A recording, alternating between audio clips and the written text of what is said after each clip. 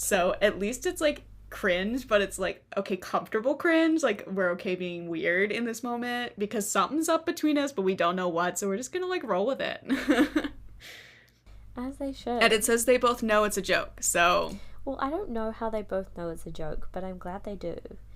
I don't know. It's like the vibes. Like, they're reading the vibes. They're like, something. Rowley's like, I don't think, but, you know, I don't know. Like, yeah. She's, at this point, I think she's also just like, Charlie's a freak. Like, what am I going to do about it? So. What am I going to do with this guy?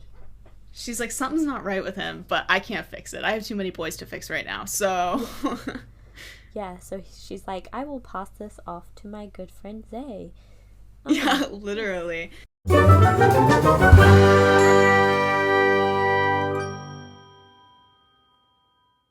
Hello, everybody out there. Even though you still haven't heard from us, you feel like you haven't heard from us in 5,000 years. We're recording, we just aren't posting.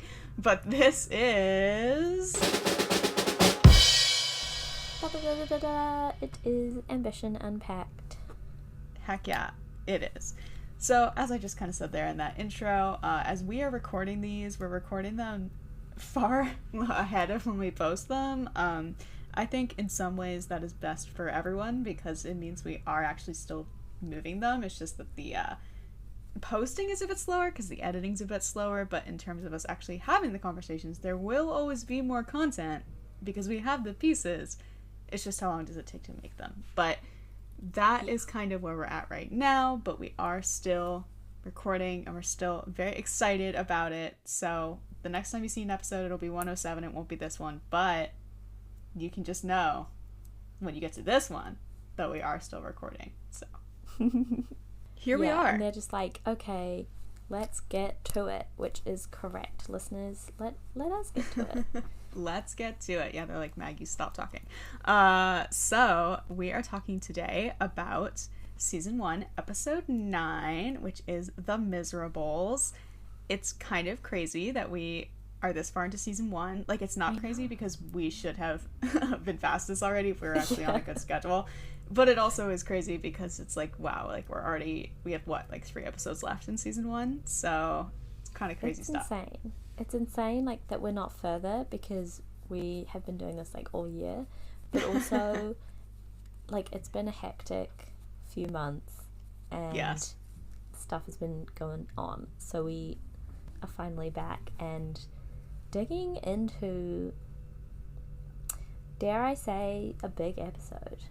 Oh, yes. It is a big episode. This is an episode that truly can and needs to be unpacked. There's a lot kind of baked into it. I will say right from the get-go, this is one of my favorite episodes of the whole show. There's a lot of things in it that make me crazy. So, like, there will definitely be times as we're talking where I'm just like, because I don't even know what to say. Many of my notes are like either like, ha ha, or like, kill me. So that's kind of where I'm at emotionally. But what I'll say about what's so good about this episode, generally speaking, is I think that it's a really good episode for, like, it introduces a lot of things. Like, obviously in season 1, many things are being introduced all the time, but this is an episode that not only kind of introduces, like, concepts and tropes that we kind of play around with moving forward and just, like, formats and traditions that become Ambition traditions, but it's also one that has a lot of, like, really important and interesting, like, character moments and storylines and motifs that are, like, really finally starting to be peeled back. So there's definitely so much to talk about in this episode, and it makes sense that it's, like, also one of the first, like, truly longer episodes. Yeah, although that said, it's still will comparatively only take you an hour to read max. Yes, it's still comparatively short compared to where we are now, but it's starting to push the boundaries of what it once was and what it's going to become. So yes. Do we have, it's been ages since we did this. Do we have the stats? Is the stats? We do. I have the stats. The stats are here. So, speaking of the word count, our word count for this episode is 16,185, which translates to 53 minutes, and that is about 6,000 more than 108 in the last episode we discussed. So it is growing. It is like slowly, it's like a little disease, and it's like getting its little cells taken over, and soon it's going to be a full-blown terminal infection, which is what season 3 and 4 are. I mean, so it's crazy because I was so struck.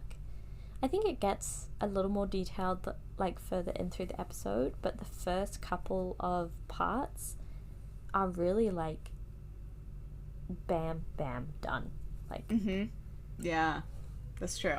I think that's partially, I mean, we'll talk about this when we get into them. I think that's partially a bit of just the characters that are being focused on and what do we have to explore with those characters, but it also is just like, I guess it's just the evolution. Like, it's the evolution of how the writing goes and how we start to find the footing. I think this is another episode where, like, I call 107 a turning point, and it definitely is. Like, it is a turning point, but I would call this one a turning point episode in terms of the writing and in terms of, like, this is really where it starts to feel like this is the ambition that we know, like, in later episodes. Yeah, I kind of feel like we say that, like, we've said that for, like, the last 4 episodes, but, like, I know exactly what you mean. Like, each time it gets, like, that big jump forward in terms of like the finding its, we're kind of seeing it find its voice in real time as we reread it.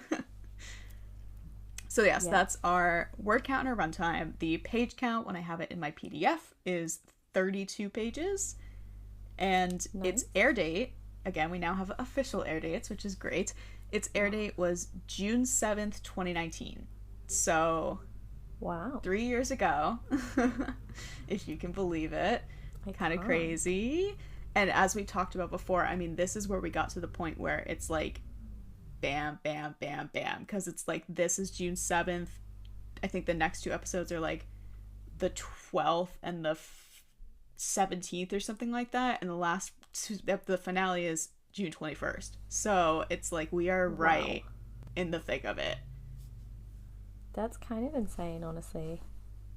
Yeah, I mean, it's like, now when you look at it in context, it's like I write about that much every time I post an episode, but it's like all of it kind of happening so fast, I think it's just a different way of looking at how it's paced out. Yeah. So here we are. But yeah, and then the number of songs in this episode, this is one of the first ones that kind of bumped on songs a little more. Like, usually I'd say in the past few episodes it's been like 6 to 8 is kind of the average. This one has 11.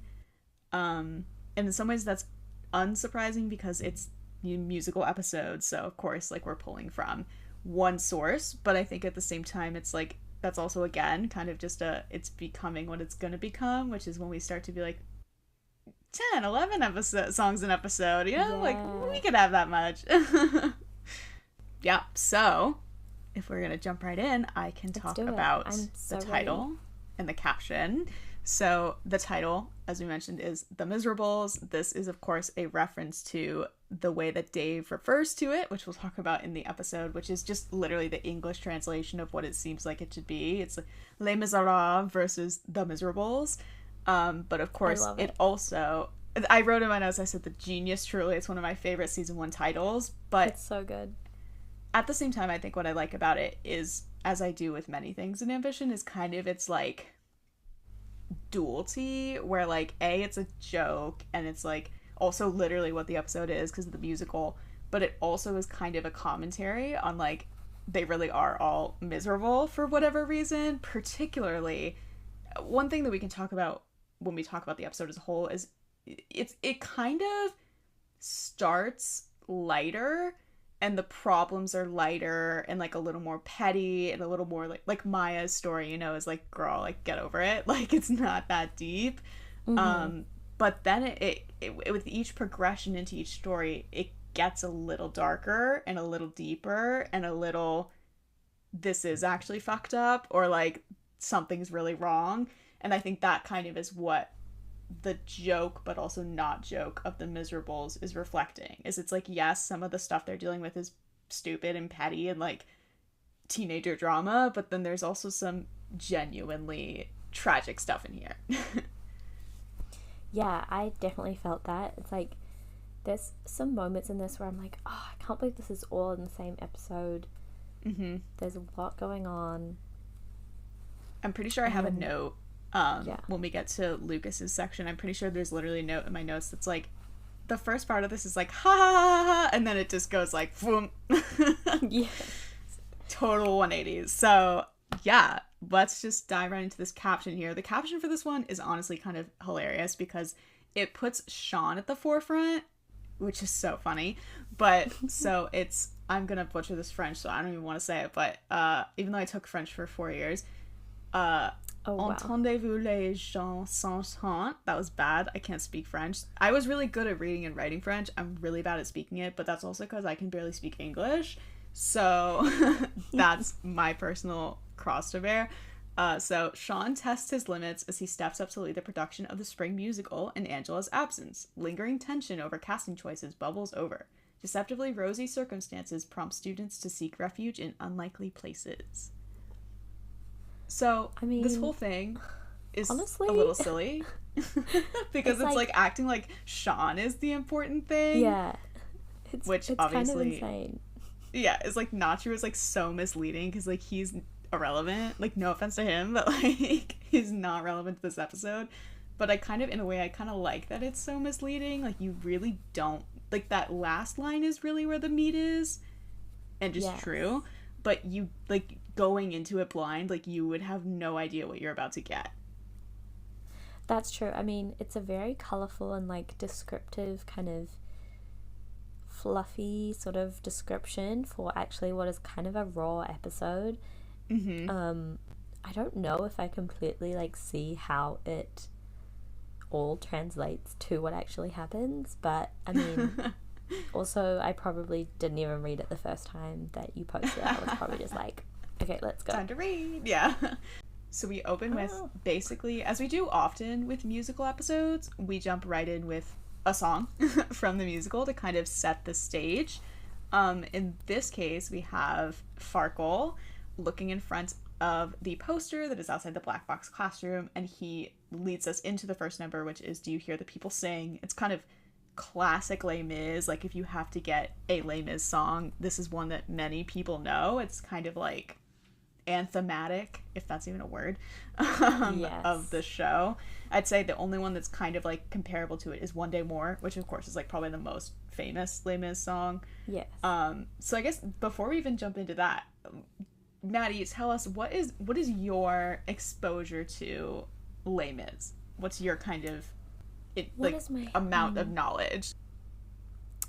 I would say, okay, so my experience is, seeing it, mainly to see my friend in it, when I was like 17, 16 maybe, and going to Paris, which, you know, doesn't really count, but still, it felt relevant. And then I did see the movie in the cinemas.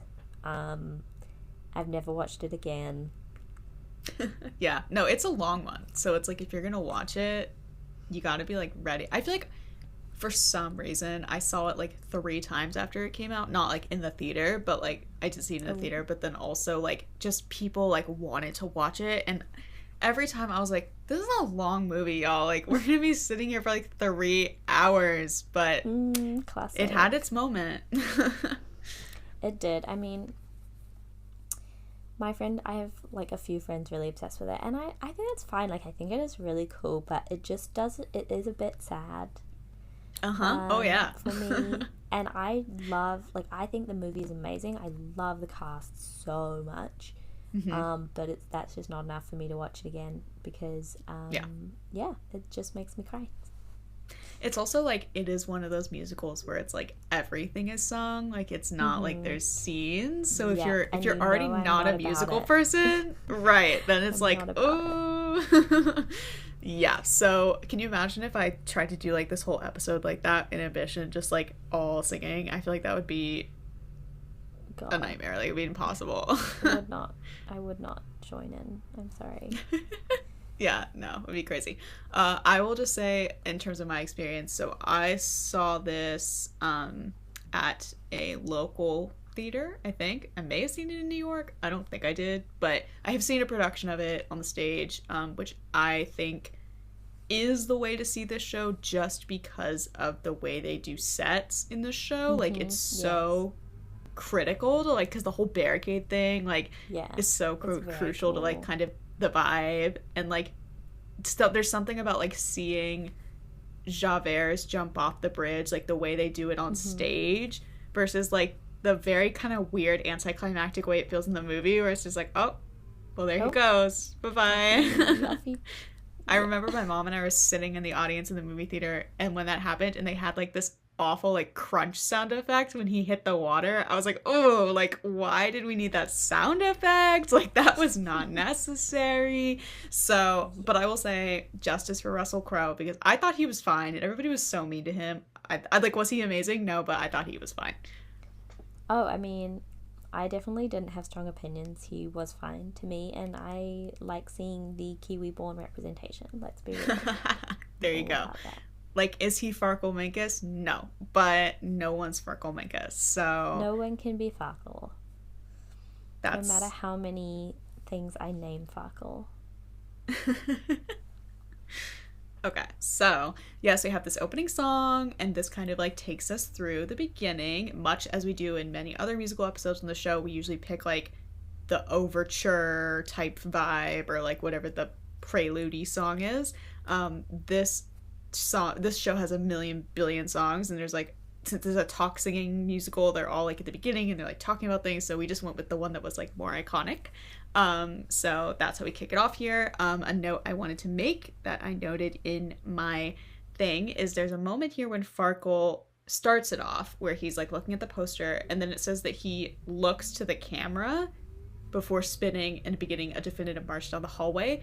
Ooh. I just wanted to say, let's put a little pin in that. Let's put a little pin in Farkle breaking the fourth wall, because Ooh. That is gonna come up a lot in the future, and I want to just put the little seed in our heads because we're gonna be coming back to that, but he does it just for a second here in this episode.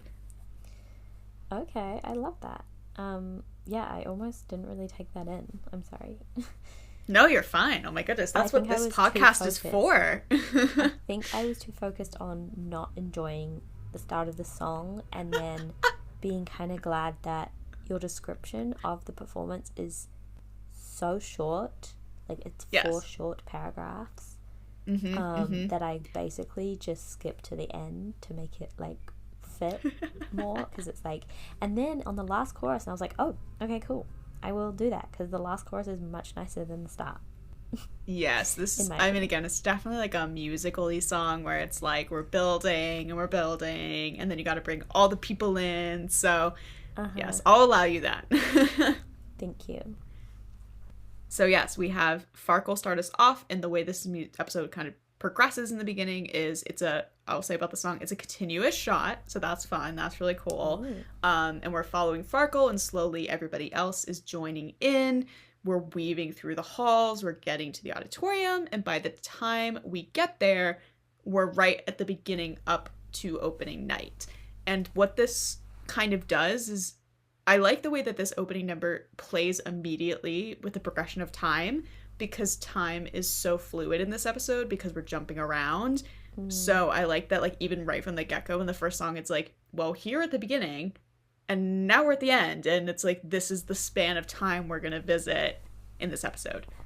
So I really like that it's right from the get-go, it's like, time's fake. Get used to it. And I like how there's just like, we're about to talk about this concept of an episode, but I like how with the beginning here, there's kind of all these just tiny little hints of like what's to come in the episode, but it doesn't answer any questions to start off. Like the fact that Issa's in costume, it's like, oh, like that's kind of weird. And like Lucas has the headset, not Issa, like what's going on there? And so it's kind of like you get all of this sensory flashes at once of like, oh, all these things I have to pay attention to, but then it's like, you're gonna get the answers when you get the answers, and you're not gonna get them right now. Yeah, so hinting at things very quickly, I might add.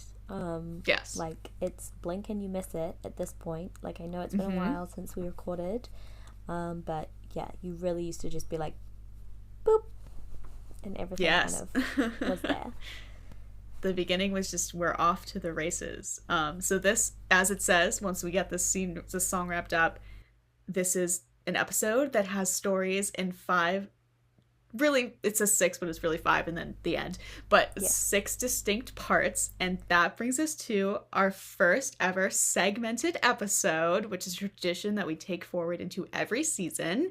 It's something we always look forward to building into the season every season as writers. It's like, ooh, which one's gonna be the segmented story episode, because it's just like a totally different way of storytelling. Like, I will say from the writing perspective, it's nice to be able to do one where I don't have to like interweave all the stories timeline wise. It's like I can just tell one story and focus on the pacing for that story and not have to worry about how they interweave. So it's always nice to have that break. But I think it's also just a really cool, interesting way to approach a storyline, or like a cluster of storylines, because one thing I really love about it, and we'll see many moments of this, is like how you get peeks at what's going on with other people, but you don't get to know it until you get to their story, like how they all tie together. And the fact that like it's really, these kind of episodes give us really more of a glimpse of what it's actually like to live their lives, where they're only living in their world and they don't know what's going on with everybody else unless they're in that scene with them. So it's kind of like more of a realistic experience of what the world's like for the characters. Yeah, I love that, because some parts are so confusing, and we'll get to that, but like you see people acting in a certain way and you're like, what is going on? And it's just like, nope, you don't get to know. Yeah, exactly. This is truly one of my favorite traditions. So that's one reason that this is one of my favorite episodes. Another reason that this episode is exciting is, for those of us who like musicals, it is the first musical episode, which we also do in all of the high school seasons where it takes place in the high school, because there is always going to be a musical that year. So we like to build one episode around that. I'll say up front, that's not going to be the case in season 4, because there's just no way to like have, it's not like they can do this. I mean, I could make them do the same musical in 2 different schools, but that would be weird and like really stretching believability. So in season 4, we've done it more like there's a thematic musical that kind of is spanned throughout the season. So we'll talk much more about that when we're in that season. But many years from now. Right, in 2025. But it is not the same as it is here, where it's like we get to have one episode that's like, this is the musical episode this season. So, but that's what this is starting as well. So we're gonna jump right into that. So again, this is a segmented episode. It's split into parts, and our first part is part 1, Lovely Lady, Come Along and Join Us. So this episode, one thing I love and hate about doing segmented episodes is where I have to come up with some kind of clever thing to do to break them up. And do I have to do that? No, but I'm that kind of writer, and I like to do that, where like, do I have a quirky title, or do I have a quirky, like in season 3 when it's the duets episode, it's like I tried to come up with like each one has like a pair, where it's like, I think, Asher and Maya were like oil and water, and Missy, Charlie, Brandon, Lucas were heaven and hell. It's like kind of like themes or motifs or plays on words that kind of break them up. I think season 2's was, because that was the Christmas episode, so it was like lyrics from Christmas songs. So this one was super easy and built in, where it's just lyrics or titles, whatever, from Les Mis. So they gave that to me real easy. Yay, thank you. Because I'll tell you, I'm actually like working on pieces for the next upcoming one for season 4, and I'm like, I still have not picked how I'm going to do titles. I'm like, I don't know how I'm going to make this like thematically good, but hopefully I'll have that figured out It'll be fine. Soon. I mean, with this one, I think as easy as it was for you, like if you don't know the musical super well, like me, like the lyrics at least, then you're just like, oh, that's nice. Yeah. Yeah.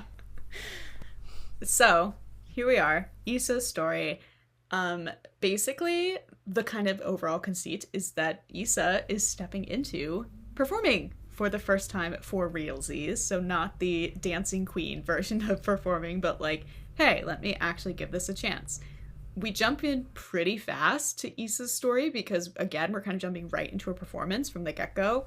We're seeing Issa's audition for the musical, which is I Dreamed a Dream. Again, realistically, like, would it be that you sing the song that you then get the part of? Probably not, but this is Ambition, so we can do what we want. And so that song is I Dreamed a Dream. I want to say really quickly, there's a really sweet moment here where it mentions that obviously Issa's nervous because this is the first time that she's like doing this really at Adams or ever. So she's a bit hesitant before she starts, and Lucas is backstage and he gives her a bracing pat on her shoulder and a smirk, and then later also gives her a thumbs up. And I wanted to say, I think it's a really, not only is it like their friendship's so sweet, it's also like a really interesting example of how personal circumstances of each person can completely change the way you react to a situation.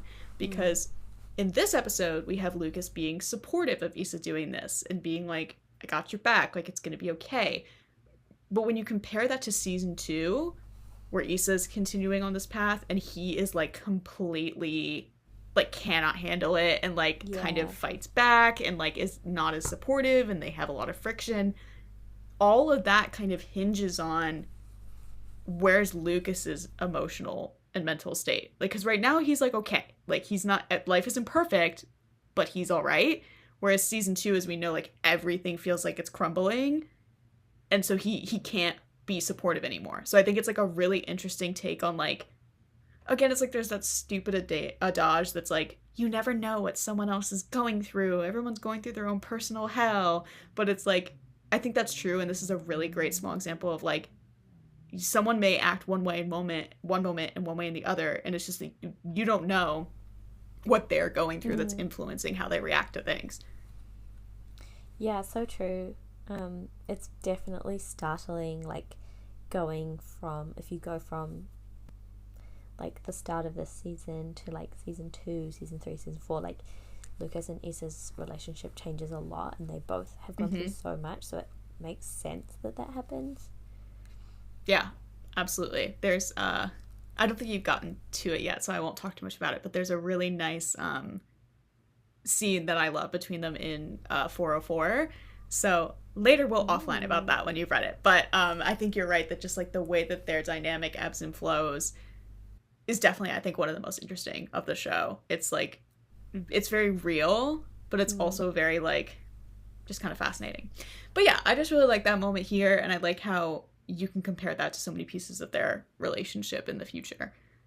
And it's kind of like foundationally, that's what they are, though. Yeah. So we have Issa doing this performance, I Dreamed a Dream, classic song. I think it's an interesting, like, kind of thematic song for her. Yes, I kind of had a note about that it's like the context of Issa for this song is more like family than like a man. But like, it's that same kind of thing of like, I wanted things to be one way, but my life is this way, and it didn't go the way I thought it would.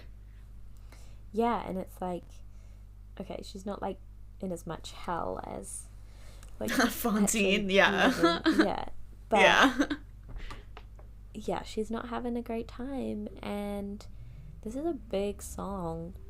And she's also kind of stepping into this like role of like, what is her dream? Is she gonna be singing? Yeah. And it's quite, I feel like it sort of works with that. Totally, yeah. I think if I remember correctly that this was Esther's idea for her to sing this one, and I love it. Like, I think it was such a good choice overall. So I think it ended up being very thematically true to the long-term Issa arc as well. Yeah. Oh my gosh, yes, you could sing it again now, and it would be like such kind of even sadder, more different vibes. Yeah, for sure. Yeah. So we have Issa giving this nice kind of strong first performance on the grand stage. Another thing I like about this song is, let's go like time-lapse realness, because I just like that they do that a lot in this episode. I like that we play with like how to pass time, because we are jumping around time in each story. And in this one, it's just that we're seeing things kind of move as Issa is auditioning. Like, we're seeing other people audition, we're getting pieces of that, And then we also get to see the cast list go up and everybody's reactions to their roles. So we can kind of talk through the roles that people get. So Zay is going to be Jean Valjean, which I classic because Zay is iconic and should have every lead ever in every show. So good for him. Can Hugh Jackman reach Zay Babineau's level? I don't know. I don't think so. No offense to Hugh Jackman. Probably then Farkle gets Javert, and I love that he like has this moment of like swooping his hair off his forehead, like yeah, I got it, like what are you gonna do about it? Like he's so dumb and I love him so much. Also I really love that Zay and Farkle are Jean Valjean and Javert, because it's very similar in terms of like friction, like obsessed with each other, like rivalrous dynamic. It's like the same thing as Aaron Burr and Alexander Hamilton, because they're always compared to Hamilton and Burr. And I just think like I love that aspect of their dynamic, that they keep getting kind of pitted against each other, but like narratively versus like in reality. I love that little friction that they have. So yeah, they're gonna be, they would be great. I would be obsessed with like watching them play these two roles and like having to play off each other, because they're both really good and they're really good at having friction because they have friction. So yeah, especially right now, like I feel like season 1 is still very much like Zay and Farkle are not friends. Like they're like, Zay's like I tolerate you, and Farkle like is a mess and has no friends anyway. So yeah, but as we know later, they will become friends. So an interesting, fascinating dynamic. Yeah. So then we have Charlie. He got cast as Marius, the heartthrob, of course, because he is a heartthrob. But I love that Riley gets Eponine for many reasons. We'll talk about that when we get to her story. But I love that the fact that she got Eponine is like continuing the like conspiracy of Riley and Charlie in season 1, where like they're being cast as like love interests, kind of like they're not the love interest, but like Eponine is in love with Marius. So it's kind of like, oh, like okay. Even though no, that's not how it is. And then of course Yindra gets to be Cosette, which good for her because she deserves a nice role. Definitely. Then Nigel has so there's like the comedic roles of Thénardier and Madame Thénardier, which is Nigel and Maya. Maya's got a whole thing, we'll talk about her later. I think it's very interesting that Nigel got this comedic role, because I think we think of him so often as like the tragic Shakespeare actor, and I think that is kind of how he thinks of himself. But if you look at the roles he's actually gotten in what we have seen, which is Thénardier in Les Mis, the narrator / mysterious man in Into the Woods, and Gaston, it's like those are all semi-comedic roles. They're different kinds of comedy, but they're comedic. So like, is it that Nigel has range, which I believe, or is it just that Farkle is there stealing all of these really tragic roles, and so Nigel has to keep playing the comedian? Yeah, good point. And it's interesting as well, because I feel like Farkle would be good at the comedic ones. Yes, I feel like Farkle has range too, but I feel like maybe there's just something about him that is so like oozing tragedy that people are like, oh, he has to play the crazy person who has all the tragedy. But yeah, I just thought that was really interesting. I was like, oh, okay, Nigel. Okay. Good for you. And then of course we have Issa getting the role of Fantine, one of the most iconic roles. It's the Anne Hathaway moment. Well, it's now the Anne Hathaway moment. It wasn't until 2010 or whatever that movie came out. Yes. But you get the point. So Issa's like, that's great, but it was also like, what? So Issa goes to check that it was like not fake, and Angela's like, no, it's not fake. You're fine. Just go do it. Why would it be fake? Like, I get it if you're like, I just did this on a whim and now I'm here, like, what's happening? But no, it's funny.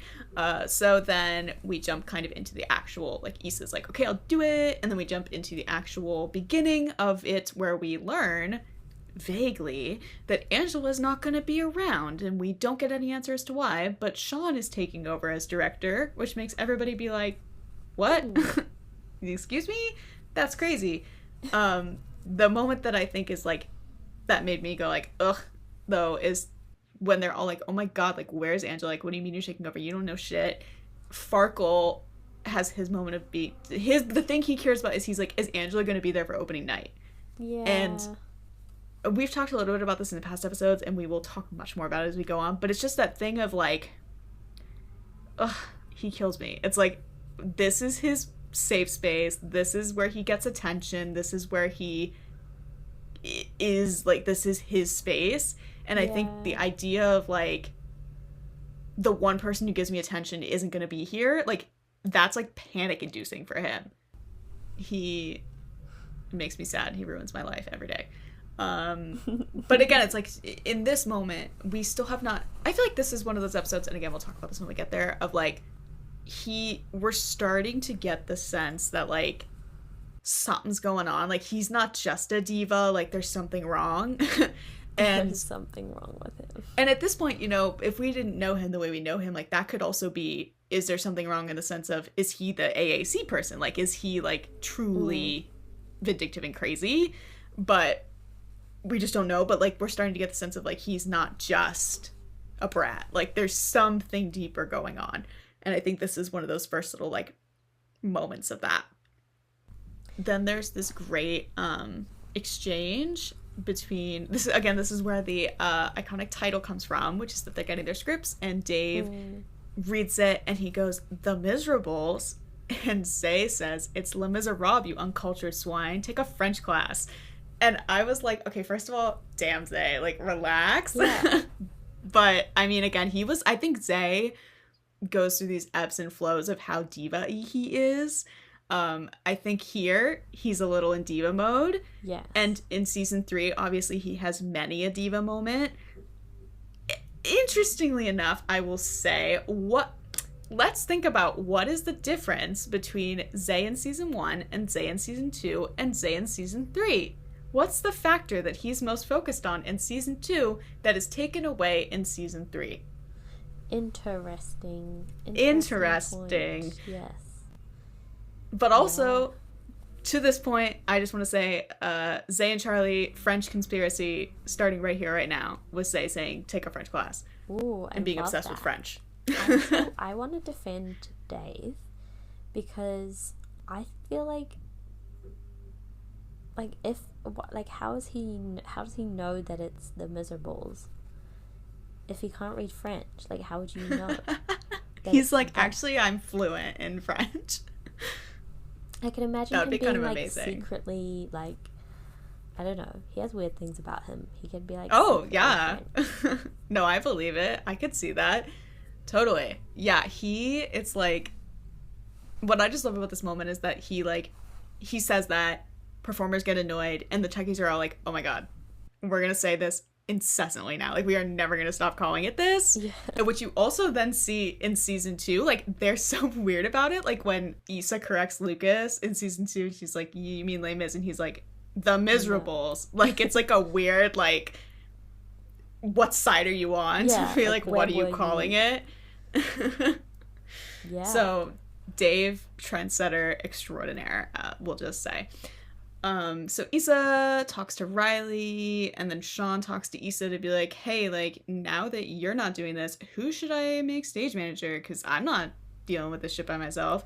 And Issa, the answer is obvious to Issa. It's Lucas. There's no one else she can think of for the job. And that moment to me is very sweet. Like, it's not something that the other person is seeing, but just the fact that it's like Lucas and Issa, like, yeah, they have their tiffs and like their problems with each other, but they also like trust each other like 100%. Like, they're like, he might be fucking crazy and a mess, but I also would trust him with my life. Like, they are each other's, like, they're not ride or die the way like Dasher and Lucas are ride or die, but like they are ride or die.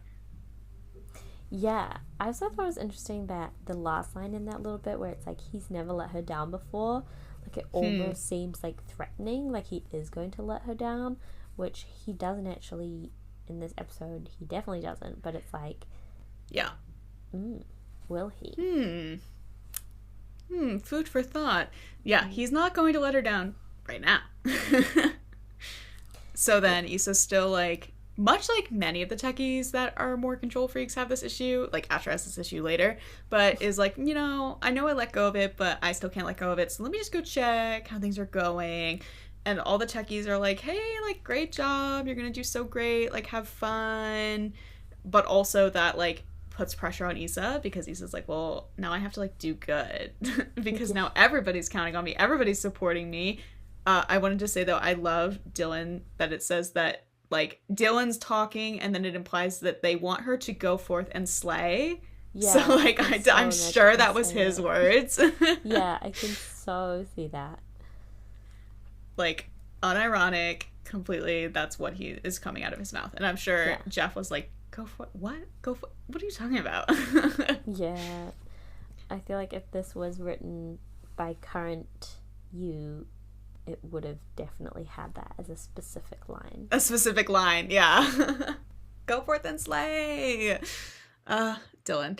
Okay, so now we're seeing that Issa is struggling a little bit with trying to even just keep up with the performers, because yes, you can get a role, but then if you haven't been training the way everybody else has been training, you're not going to have the easiest time of it. And the kind of important note here is that, like, Maya's not very helpful. Like, Maya's like, sorry, I don't have time for you, because Maya's being a bitch this episode. Classic. And so Issa's feeling very isolated. And it's like, who am I going to talk to about this? And she thinks about talking to Val, but she's like, no, I'm not going to do that, because no. But she does want to kind of get advice about it. Like, maybe I should talk to Val. Like, so she talks to Riley, and Riley's like, has her head in the clouds. And that's another great example of, like, again, something's going on with Riley. Yeah, we don't know what it is. She's so rarely, like, not paying attention to her friends. Right. But something's going on, and we're going to find out, but not right now. So she's kind of, like, half listening to Issa and just kind of agreeing with what Issa's saying. And they have this exchange that I love where Issa says, you're clearly not really listening. And Riley's like, totally. Yeah, wait, what? Nothing. Simply thinking about how nice it is to have you around. And then Riley has, like, the little smiley face, which is cute, but also makes me think, like, Riley's smiley face is like the inverse to Lucas' reverse smiley face. Mm-hmm. It's sweet and not evil. It's cute and there's no mischief. Yes, exactly. But speaking of Lucas, that is the person that Issa figures, if I'm going to get a real second opinion, let me go talk to Lucas. Because again, ride or die, I trust him. He'll tell me what to do. So we go to find Lucas, and he's in the auditorium. Sure does. And he has this is one of my favorite moments in the episode, where it's kind of like classic techie. And we're really, again, like, starting to just get more the color of the techies as, like, the season goes on. And Dylan and Dave are trying to get the backdrop down, and Lucas tells them, like, okay, let's see it. And the one they bring down is the wrong one. It's the one from Cinderella. And so Lucas has, like, a moment like, okay, like, I'm not gonna be a bitch about it, but okay, I meant the one that's not Cinderella's castle. And then they're like, oops, sorry. And they have just, like, an exchange there that I love them. I think they're so fun. They're so cute. And then we go up to the booth so that Lucas can chat with Issa about, like, hey, what's going on? What do you need?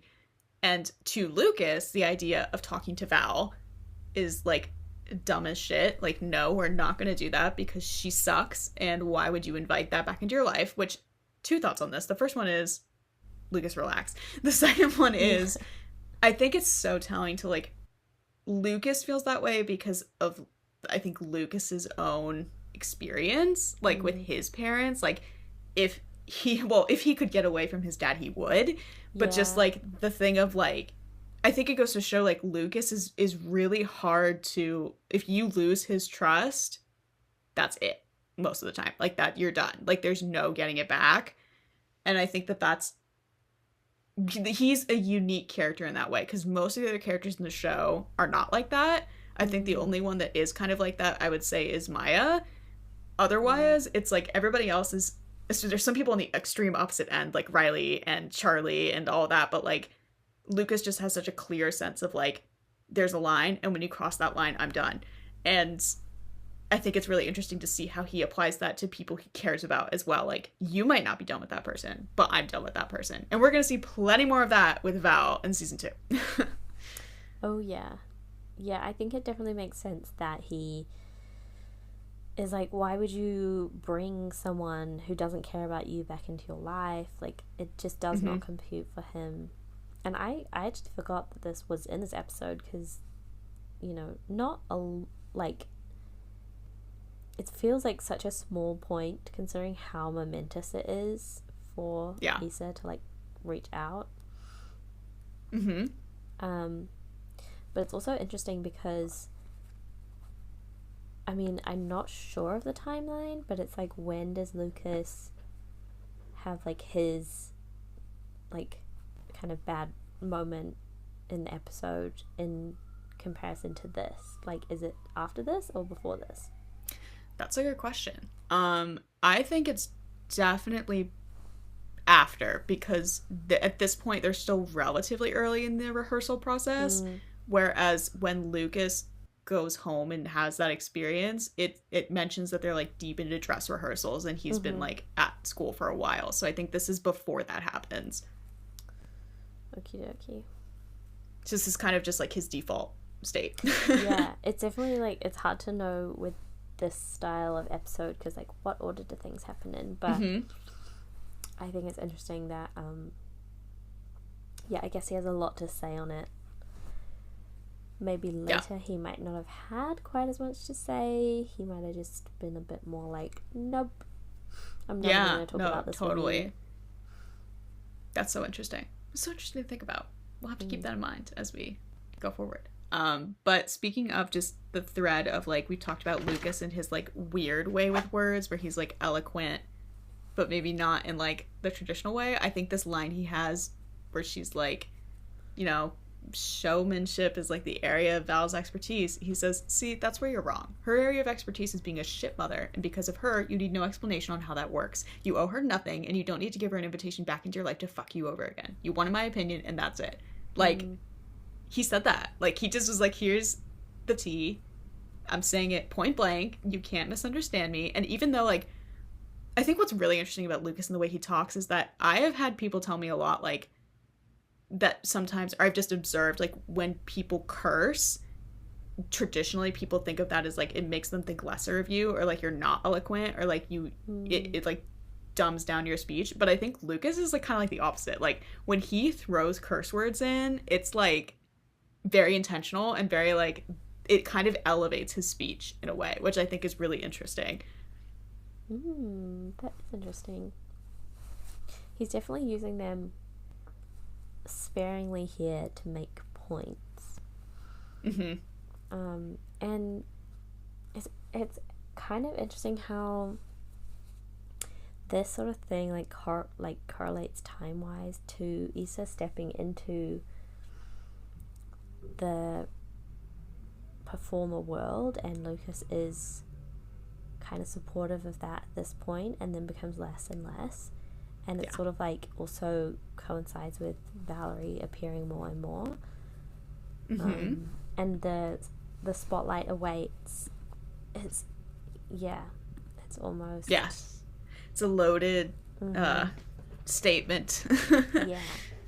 And, like, little do we know. But yes, Issa's kind of takeaway from this is that's not surprising that Lucas said that, but Issa's thinking, like, oh, I kind of think I wanted to hear something else. And so that's, you know, it's kind of like that thing of when you do eeny, meeny, miny, mo, and you land on the one you realize you didn't want, and that tells you what you actually want. It's a little bit like that. Lucas is kind of a litmus test in that way. Then we have this scene that introduces a little bit more of some of the foster kids in Issa's foster situation, two of which are Blue and Beatrix, and these are two characters that do kind of come back in future episodes and kind of have more of a staying power than many of the foster kids. So it's cool to see them. I'm not going to talk too much about them because I kind of want, whenever we finally get S on here, we can talk to her about it, because she was really much more big on developing this part of Issa's world. So I won't say much on it, but it's very cool to have them be introduced, because they will, particularly Blue, will stick around in the future. So again, slowly introducing things. We will jot that down for the Esther episode. The Esther episode. Also, in terms of things in this episode, is precedent-setting. Lucas's stage manager is a precedent because that's something that continues through the next 2 seasons. So Issa then is like, okay, fine, I'm going to reach out to Val, and she does. We then get another glimpse of rehearsals going on, and then this is when Issa actually talks to Valerie. This is, I believe, the first time that we hear or see Valerie, like, for realsies. Like, we saw her in episode 5 when she was, like, in photos that were being used to show, like, the celebrity. But now, like, this is, like, the actual first glimpse of Val. So that's pretty cool. Miss Diva, she is here. She is not going away. Fun stuff. And they have this nice kind of conversation about, like, you can do it. Stardom. It's great. I think it's a really interesting thing of, like, Val is kind of saying all the right things, but at the same time, it's all kind of rote. Like, it's like, it's very nice, but it's not specific to Issa. Like, it goes to show that, like, their relationship, this is a positive conversation, but it's not intimate, you know? Like, it's not like, it's generic. It's kind of almost like, it's generic. It's almost like playing the role of mom. It's not really being mom. And I think that that's, like, a really interesting first experience of their relationship. So then it is. But we're gonna plenty more to do in future episodes with that. So then Maya, Issa's like, great. And then Maya comes in and overhears the end of that. And Maya has, like, her bitch moment of she has many bitch moments this episode. But she has one of her bitch moments this episode where she basically, like, Issa's like, why are you being so rude to me? Like, you were the one who told me to audition. So you're just being weird about it. And Maya basically is like, well, don't blow it. And she says De La Cruz rather than Issa or Smackle, which was the big thing from earlier in the season. So it's kind of like putting her mom's name on her is, like, adding pressure. Like, it's like, well, this is who you are. So if this is who you are, like, you better bring it. And it's not evil, but it's like, she's a real bitch. And I say that with respect, but also, like, she knows what to say to get to people. And I think sometimes she knows what to say even without realizing she knows what to say. Like, I'm thinking about in season, again, the segmented episode of a different season in season 3 when she has an argument with Zay about, did Charlie help with the vandalism? And, like, everything she says about, like, well, he was with Haverford and he did this and he was, and, like, Zay is like, you're being insane. Like, what are you talking about? And she basically zeroes in on, well, what, and Charlie all of a sudden is talking to you again. All of a sudden he wants to be your friend again. Like, you don't think that's weird? And, like, that is what is so sensitive to Zay. And so that makes him mad, and he has his, like, you're such a bitch heart. And, like, that's, like, she just, I don't know, she's got some little sense, like a little spidey sense that's like, I know exactly what to say that's gonna cut this person down, even if they don't realize it, or I don't even necessarily realize why that's effective, but I know it. Yeah, she just knows how to push buttons. Yeah. And maybe she's iconic for that, you know? She is. So speaking of Miss Bitch, is now her section. We're in part 2. Everybody's got a little price, and Maya, not pleased with her role. She's very upset. Let me just say, though, in the moment that she's having her little few moment looking at the list, in the background, Zay's patting Charlie on the shoulders for getting his role. I saw them. I saw y'all. I didn't miss it. You're not subtle. Just wanted to put that out there. So Maya is, like, pissed as fuck and leaves to go storm into Sean's office. And I will say, I think Maya has probably the most truly comedic storyline in the episode, just because it's so ridiculous. It's like, why are you so upset about this? Yeah, I just wrote in my notes, like, I barely did any notes on this section. I think I just wrote, Maya needs to calm down. Yeah, she does. I think it's really funny that she is kind of, like, inflating her sense of helpfulness when she's like, I'm the one who, like, encourages people and is, like, getting to try and bridge the divides, like, at least more than Varkle. And it's like, you're doing the bare minimum too, girl. Like, don't act like you are Mother Teresa, like, saving the techie and performer divide. That's Riley, so, like, let's not act like we're better than we are. But I think one thing I like about this episode with her is just, this is one of the first episodes where I feel like I was really starting to get Maya's voice, too. Like, when she has these ridiculous lines of, like, why did you and Miss Moore think it was a good idea to pick a show with such a limited female cast? Is it the class is dominated by talented women? As if men don't already own enough of the world? And then he says, you literally wrote Les Mis when we passed around the suggestion box. It was one of your 13 submissions, all of which you signed. It's unjust is what it is. Just say you hate women, Mr. Hunter. Just say you hate meat. Let's get it out in the open. And it's like, I just love... Maya lines are some of my favorite ones to write, and like her voice gets so much sharper like by season 3, where it's like, it's when you hear something you're like, that's a Maya Hart line. But I feel like this is one of those first ones where it's like that whole exchange is like classic. So just say many you hate things. women. I mean, and then there's another classic where she runs into Lucas. Yes, this one's a good one. It's are your two left boots incapable of walking too? Get out of my way, gothic Butch Cassidy. And I'm like, oh my god. Like, that's like, that line is like a borderline Cheryl Blossom, but still good. Yeah. And the only reason it's borderline Cheryl is because of the gothic Butch Cassidy, where she's like throwing a nickname at him. Yeah, she loves to throw a nickname. I don't know how realistic it is. Like, I don't know any real people who throw around nicknames that much. But I mean, if you were theatrical like that, then maybe. Yeah. The true jump for me is your two left boots, because like, again, the boots thing is so like quintessential Lucas that even like the performers know that, like, your two left boots, it's not your two left feet, it's your two left boots. So yeah, I love that. So that line happens there, and we'll come back to that because it comes up later. Then we have Zay and Charlie and talking to Maya while she's having like a tantrum while getting costumed by Jade. There's a lot of little comedic things in this scene that I love. First of all, the fact that Jade is like sticking her with pins, but she's pretending like it's an accident, and she's like, I'm so sorry, but it's like, she's a really good seamstress, so it's like, no, it's not, this is not an accident, like, she knows what she's doing. I love that. Good for her. I'm sure Asher also like paid her to do that. She's like, please just like stick her as much as you possibly can. But I also think it's kind of funny and insane, like, that she's talking to Charlie, like she's actually having a conversation with him, because most of this season, and honestly next season, she's like, who are you? Like, what? Yeah, did we give you permission to speak? This is just a person and I need to talk. Yes, yeah, she's definitely just like, I will talk to whoever is available to talk right now, and that happens to be Charlie with Zay. But particularly because, as we'll see later, like, Zay and Charlie are spending a lot of time together this episode in timeline, so like they probably were already hanging out, and then Maya was just like, I have to come do my costuming, like, you're gonna listen to me rant, and they're like, okay.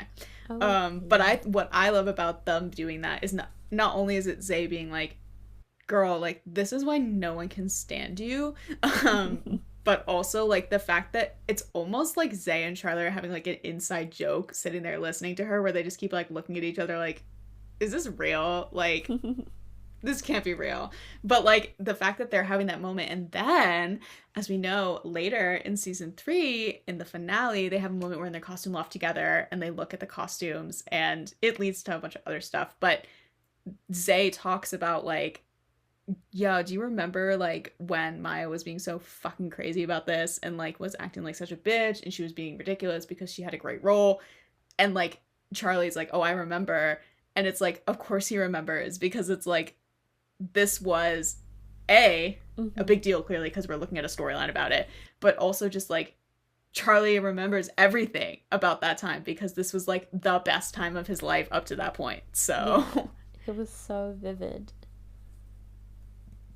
Even the moments like this where they're just like, this girl crazy. Yeah, probably every shared little side eye contact is like just butterflies inducing. Yeah, literally. So then we go into comedy. Comedy continues. Maya's a comedienne, and we go into Master of the House, which is a very comedic number in Les Mis. It's like maybe one of the only comedic numbers in my Les Mis, because it's very sad. But it's like got like Nigel and Maya front and center. the thing I just wanted to say about this performance, aside from Nigel serves, is that I love that they're all picking on Lucas while he's trying to like do work, and they're like pulling him into it, and they're like hee, and he's like, oh my god, leave me alone. Like, I just want to see that so bad because I think it'd be so funny. I would love to see it. It would be hilarious. So yeah, so good for cute. us. Fun and song. Then, like, Riley is like giggling at him. So cute. Oh yeah, they're giggling a little bit this episode. We're coming up on them. It's coming. Then I just wanted to highlight when she's in Chubby's, which again at this time I still was writing Chubby's Diner, whereas now I just call it Chubby's, no apostrophe. You can see the changes as they evolve. But there's a note that she's trying to like, Maya's like, okay, my career is crumbling, which it's not, but she's like, I need to like plan, I need to like get stuff out there, I need to go hard. And one of the things that she has that she's looking at is a Casal summer program pamphlet, which is foreshadowing for what's going to come in the rest of the season, and also was foreshadowed in the pilot because Farkle mentioned the Casal summer program in the pilot. So we here at Ambition, we be foreshadowing. Woo. Yeah, this, I definitely was writing Maya needs to calm down in this bit, because it's just like, she's like, how am I supposed to keep that from happening to me if the techies and forgettable sopranos getting leads over me? It's like, girl, you're 15. Also, like, forgettable sopranos, like, so mean. Like, leave Riley alone. Yeah, she did like, nothing. She should almost take the opportunity to widen her scope, and I guess she kind of does in the end. But yeah, it's just so crazy how she's like, no, I need to be like number one every single time, or I'll die. Yeah, exactly. It's the diva curse, you know. It's truly and I think it's interesting because I think this is one of her worst diva moments in like the whole show, actually. And I think she does really come down from this. Like, even though I think her personality gets a little more like kooky as the seasons go on, like she improves from this. She matures out of this, which I think is good and also interesting. Yeah, that's true, actually. She definitely becomes less over dramatic about tiny things and more just kind of an over consistently dramatic. Yeah. Yeah. But also like more of a team player and like more supportive, and yeah, good for her. There's also a thing I highlighted that I just like where it says Katie claims that she could be playing a tree and it would still be worth it to her, to which Maya states that all the trees are barricade wood at this point. Like, this girl, silly. So then there's this, not related to Maya, but it's in her story. There's this, I love this exchange between Riley and Farkle, where Farkle is sitting on the set pieces, and we're getting a little glimpse of what's going on with him because he's trying to talk to his parents about, like, are you going to see opening night? And then all of a sudden, Riley comes barreling out of the dressing room, and she's clearly, like, huffy and, like, on the warpath. As it says, Raoul Scrappy Matthews came to play. I love Scrappy Matthews. And Farkle says, what's got your feathers all ruffled? And she says, don't push me. You got something to say? And he's like, no, ma'am. Smart. So yes, you are a genius. I just love that moment. Again, I love when our protags have little moments together and interact, but just like that moment of like, you have something to say? Nope. Like, he actually made the right decision for once and said nothing. Yeah, I mean, he's usually so talkative, and I guess it goes to show how upset he is. Yes. I also think, again, it's kind of an interesting thing of, like, we talked about this a little bit, but, like, Farkle being the observer at times, where he just ends up observing things or seeing things that's going on with other people. We're seeing just the tail end of that here. But, like, there he is again, just, like, happening to be there when someone has a moment, and he's like, oh. Huh. Yeah. And then he goes, and he talks to Maya, and we have this really nice, kind of introductory Maya and Farkle friendship moment. Like, they've had moments so far in this season, but I think this is when they're really starting to, because next episode is where they really, like, have a breakthrough with their friendship. But this one, I think, is when the fact that they're facing each other like diva to diva here, of like her being like, oh, like, you telling me to chill, like, that's rich. And him going, like, believe me, bitch, I know. Like, they're actually on the same page. So I like this scene. I think it's not the best Markle scene because there's so many good ones later, but it's a good one. It's okay. Yeah, I mean, it's a little, like you said, it's like really nice. I mean, it's a little like tense.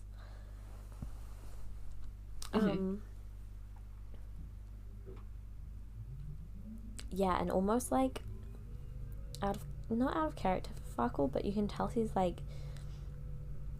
going through something because he in the first episode I feel like he would have had the exact same reaction, and then maybe it's just because he did get a good part that he's feeling like okay about it, but it just seems like, you know, episode 1 Farkle would have never said we have to pay our dues. Like, he would have just been like, give me the part.